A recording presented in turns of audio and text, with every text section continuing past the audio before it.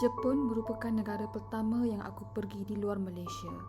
Aku tidak pernah membayangkan yang aku akan menetap di negara ini selama 5 tahun. Aku bersyukur kerana tempat tinggal pertamaku di Jepun ialah Ikuta, sebuah tempat di Kanagawa yang mengambil masa lebih kurang 40 minit perjalanan menaiki kereta api dari Tokyo. Ikuta merupakan tempat aku belajar erti berdikari, nilai persahabatan dan pentingnya menjaga jati diri. Aku bersyukur kerana perjalanan pertamaku di Jepun ditemani insan-insan yang membimbing aku mengharungi hidup sebagai seorang warga asing, seorang Muslim dan sebagai seorang wanita yang bertudung. Mungkin lebih sesuai disebut minoriti dalam minoriti. Di sini tempat aku pertama kali tinggal di rumah sewa bersama 2 orang rakanku, tempat aku pertama kali membuat kek hari jadi untuk rakan serumahku, tempat aku pertama kali berjalan dalam salji untuk pergi ke kelas, tempat aku pertama kali belajar masak nasi lemak dan lauk ayam masak merah, tempat aku pertama kali ditegur oleh seorang makcik Jepun yang merupakan jiran satu bangunan dan mengajak aku serta 2 orang rakan serumahku makan bersama di rumahnya. Pelajar-pelajar Malaysia di Ikuta tinggal berdekatan antara satu sama lain.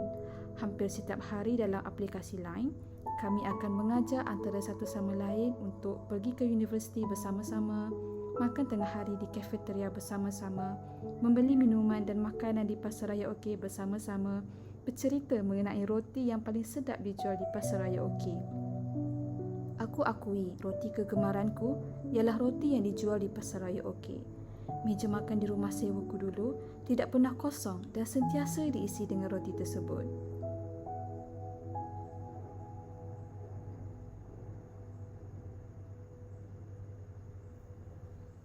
Di Ikuta tidak ada pusat membeli belah yang besar dan mewah. Jadi Pasaraya OK tempat aku membeli belah barangan serta makanan seharian. Harga runcit di Pasaraya OK juga boleh dikatakan lebih murah berbanding dengan pasaraya lain. Lokasi Pasaraya OK yang sangat dekat dengan universiti menyebabkan pasaraya ini menjadi tempat yang wajib aku singgah setiap kali selepas kelas. Hari ini buat kali terakhir sebelum pulang ke Malaysia, aku mengimbau semula kenangan manis dan pahit di sini. Berjalan melalui jalan yang kecil dan berbukit, dikelilingi pohon yang berdaun kekuningan, hatiku mula merasa ketenangan yang sama seperti aku rasa sewaktu pertama kali sampai di sini 5 tahun yang lepas. Seorang akak pernah berkata, Ikuta tempat yang sangat sesuai untuk pelajar universiti. Kawasannya yang tidak mempunyai pusat membeli belah menjadikan persekitaran tenang, sunyi dan kurang bunyi hiruk pikuk seperti di bandar. Melihat kembali bangunan universiti lamaku mengimbau kenangan aku bersama pelajar Malaysia yang lain menjual cekodok pisang dan cucur udang sewaktu Ikumesai, iaitu nama festival yang diadakan setiap tahun di universiti. Cekodok pisang dan cucur udang laris dijual dan aku sendiri tidak sangka ramai orang Jepun membeli di gerai kami. Aku juga turut aktif dalam aktiviti persatuan yang dipanggil MIFO, iaitu Meiji International Friendship Organisation, dan persatuan MIFO juga pernah menjual makanan Malaysia sewaktu Ikumesai. Aku bersyukur impianku untuk aktif sebagai mahasiswa universiti di luar negara akhirnya tercapai. Penat lelahku belajar untuk mendapatkan keputusan yang terbaik di SPM sewaktu sekolah menengah, akhirnya rasa sangat berbaloi.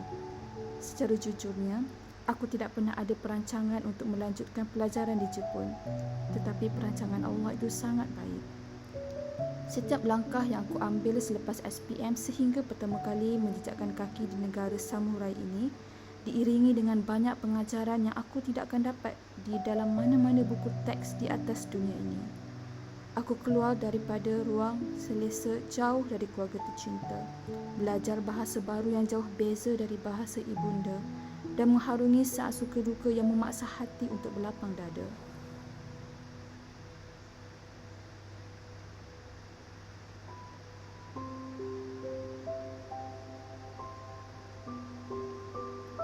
Tak lupa juga restoran Gasto, tempat aku dan rakanku di Ikuta makan bersama berkongsi cerita mengenai kelas masing-masing. Alangkah rindunya saat kami bersembang, gelak ketawa, malah pernah meraihkan hari jadi di restoran ini.